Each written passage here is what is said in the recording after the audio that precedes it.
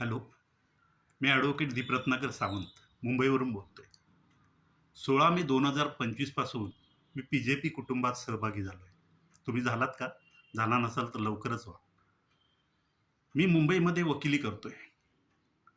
आज माझ्या वकिली करताना एक असा क्लायंट आला, तर त्याने सर्व कागदपत्र माझ्यासमोर ठेवले आणि म्हणाला, "सर, हे मी कागदपत्र सगळे माझे जमिनीचे कागदपत्र आहेत आणि हे सगळे मी नोटराईज केलेले कागदपत्र माझे कायदेशीर आहेत."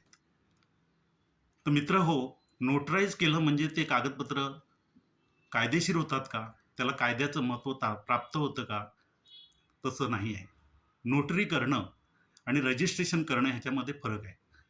जर तुमच्या जमिनीचे कागदपत्र असतील, तर रजिस्ट्रेशन ॲक्ट 16 खाली त्याला रजिस्ट्रेशनच करणं म्हणजे नोंदणी करणं आवश्यक आहे. ही नोंदणी निबंधकाकडे किंवा दुय्यम निबंधकाकडे किंवा सहनिबंधकाकडे होते. नोटरीकडे होत नाही.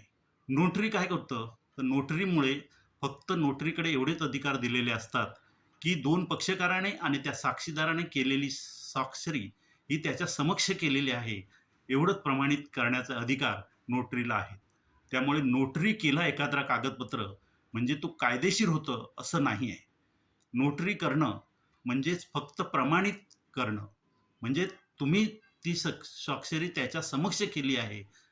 हा तिराईत माणूस आहे नोटरी आणि त्याच्या समक्ष तुम्ही केले आहेत. एवढेच अधिकार नोटरीला आहेत. पण त्याला कायदेशीरत्व त्या कागदपत्राला प्राप्त होत नाही.